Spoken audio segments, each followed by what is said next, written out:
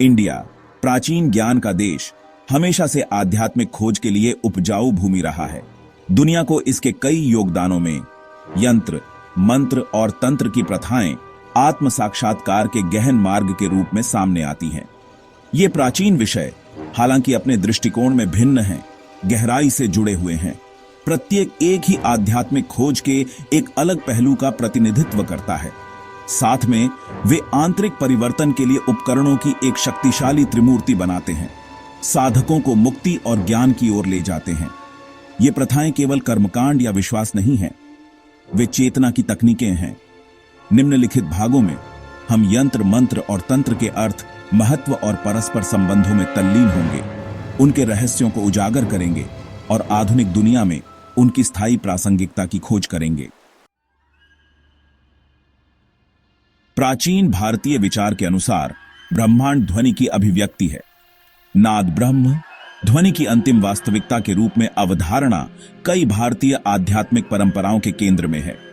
मंत्र, जिसका अर्थ है विचार का साधन, चेतना को ऊपर उठाने और हमें परमात्मा से जोड़ने के लिए ध्वनि की शक्ति का उपयोग करता है। मंत्र केवल शब्द नहीं है, बल्कि शक्तिशाली कंपन है जो हमारे भीतर और हमारे आसपास विशिष्ट ऊर्जाएं पैदा करते हैं। जब इरादे और ध्यान से जप किया जाता है तो वे मन को शुद्ध कर सकते हैं, सुप्त ऊर्जाओं को जगा सकते हैं और गहन आध्यात्मिक अनुभवों की ओर ले जा सकते हैं। सर्वव्यापी ओम पर विचार करें, जिसे अक्सर सृष्टि की आदिम ध्वनि के रूप में वर्णित किया जाता है। ओम का जाप ब्रह्मांडीय कंपन के साथ प्रतिध्वनित माना जाता है, जो हमें सार्वभौमिक ऊर्जा के साथ संरेखित करता है। मंत्र में प्रत्येक शब्दांश में विशिष्ट ऊर्जावान गुण होते हैं और यह ब्रह्मांड और हमारे अस्तित्व के विशेष पहलुओं से मेल खाता है। सच्ची प्रभावकारिता उस ईमानदारी और भक्ति में निहित है जिसके साथ उनका जाप किया जाता है। यंत्र संस्कृत मूल यम से लिया गया है, जिसका अर्थ है नियंत्रित करना या रोकना। मंत्रों की श्रवण शक्ति के दृश्य प्रतिरूप का प्रतिनिधित्व करता है। यंत्र जटिल ज्यामितीय आरेख हैं जो ध्यान के लिए केंद्र बिंदु के रूप में कार्य करते हैं, जो परमात्मा या ब्रह्मांडीय सिद्धांतों के विभिन्न पहलुओं का प्रतिनिधित्व करते हैं। ये पवित्र डिजाइन, जो अक्सर इंटरलॉकिंग त्रिकोण, वर्ग, वृत्त और कमल से बने होते हैं, केवल सौंदर्यपूर्ण रचनाएं नहीं हैं। एक यंत्र में प्रत्येक आकार, रेखा और प्रतिच्छेदन का विशिष्ट प्रतीकात्मक अर्थ और ऊर्जावान महत्व होता है। सबसे प्रसिद्ध यंत्रों में से एक श्री यंत्र है, जिसे अक्सर यंत्रों का राजा कहा जाता है। एक केंद्रीय बिंदु से बाहर की ओर विकीर्ण होने वाले 9 इंटरलॉकिंग त्रिकोणों से बना श्री यंत्र पूरे ब्रह्मांड और व्यक्तिगत आत्मा की परमात्मा के साथ मिलन की यात्रा का प्रतिनिधित्व करता है।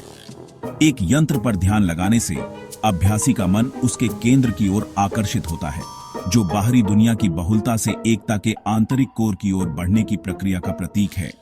यंत्र दृश्य एंकर के रूप में कार्य करते हैं, मानसिक बकबक को शांत करने और गहरी एकाग्रता की स्थिति को प्रेरित करने में मदद करते हैं। यंत्र द्वारा प्रदान किया गया दृश्य प्रतिनिधित्व मंत्र के ध्वनि कंपन का पूरक है, एक सहक्रियात्मक प्रभाव पैदा करता है जो ध्यान के अनुभव को गहरा करता है। भाग 4, तंत्र, अक्सर रहस्य और गलतफहमी में डूबा हुआ, शायद तीनों प्रथाओं में सबसे विवादास्पद है। तंत्र शब्द का अर्थ ही करघा या बुनाई है, जो सभी चीजों के परस्पर संबंध और जीवन के प्रतीत होने वाले असमान पहलुओं को एक एकीकृत पूरे में एक साथ बुनने का प्रतीक है। दुर्भाग्य से तंत्र को लोकप्रिय संस्कृति में इसके अधिक सनसनीखेज पहलुओं तक सीमित कर दिया गया है, जो अक्सर केवल कामुकता और कर्मकांडों से जुड़ा होता है। इसके मूल में तंत्र कट्टरपंथी आत्म स्वीकृति का मार्ग है और अस्तित्व के सभी पहलुओं को अपनाना है, जिसमें वे भी शामिल हैं जिन्हें आमतौर पर वर्जित या अवांछनीय माना जाता है।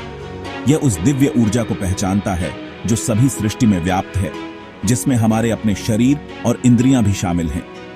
तांत्रिक प्रथाओं में कई तरह की तकनीकें शामिल हैं, जिनमें ध्यान, योग, कर्मकांड और ऊर्जा कार्य शामिल हैं, जिनका उद्देश्य भीतर की आदिम ऊर्जाओं को प्रसारित करना और उनका उपयोग आध्यात्मिक जागृति के लिए करना है।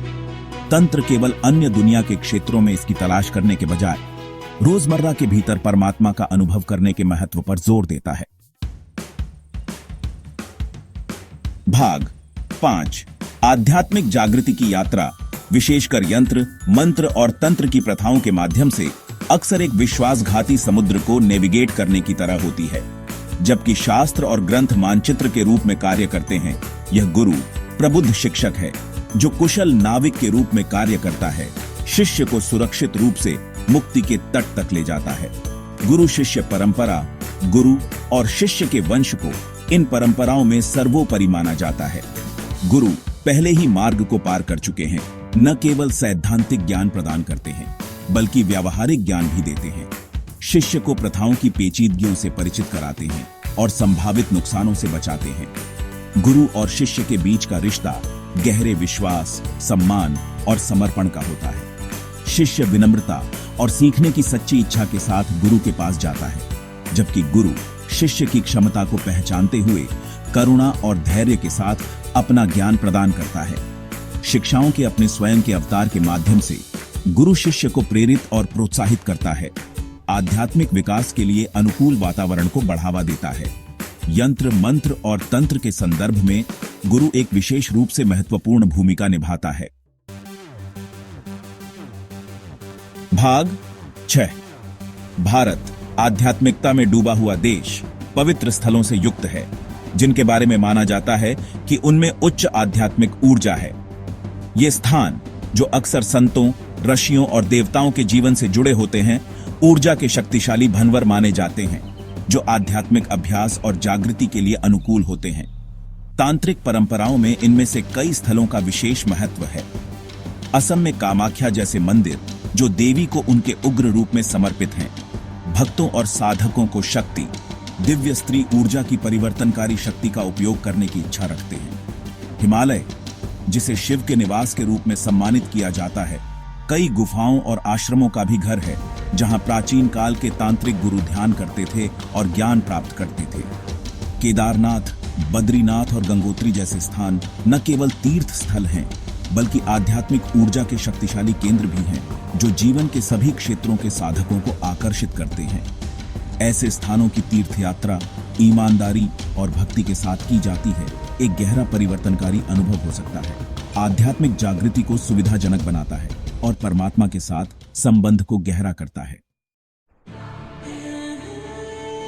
भाग 7 तेजी से तकनीकी प्रगति और भौतिक खोजों के युग में यंत्र, मंत्र और तंत्र की प्राचीन प्रथाएं आंतरिक शांति, आत्मखोज और आध्यात्मिक ज्ञान के लिए एक कालातीत मार्ग प्रदान करती है। वे हमें याद दिलाते हैं कि सच्ची पूर्ति बाहरी उपलब्धियों में नहीं, बल्कि दिव्य प्राणियों के रूप में हमारे वास्तविक स्वरूप की प्राप्ति में निहित है। जबकि इन प्रथाओं की उत्पत्ति प्राचीन भारत में हुई थी, उनका ज्ञान सांस्कृतिक और भौगोलिक सीमाओं को पार करता है। तनाव, चिंता और अलगाव की भावना से जूझ रही दुनिया में यंत्र, मंत्र और तंत्र की प्रथाएं मन को शांत करने, आंतरिक ऊर्जाओं का उपयोग करने और उद्देश्य और अर्थ की गहरी भावना से जुड़ने के लिए व्यावहारिक उपकरण प्रदान करती है। एक योग्य गुरु से मार्गदर्शन लेना, नियमित अभ्यास में संलग्न होना और सही दृष्टिकोण विकसित करना इन प्राचीन विषयों की परिवर्तनकारी शक्ति का उपयोग करने के लिए महत्वपूर्ण है। जैसे जैसे हम आधुनिक दुनिया की जटिलताओं को नेविगेट करते हैं, यंत्र, मंत्र और तंत्र का ज्ञान प्रकाश की किरण के रूप में काम कर सकता है, जो हमें अधिक संतुलित, सार्थक और पूर्ण अस्तित्व की ओर ले जाता है।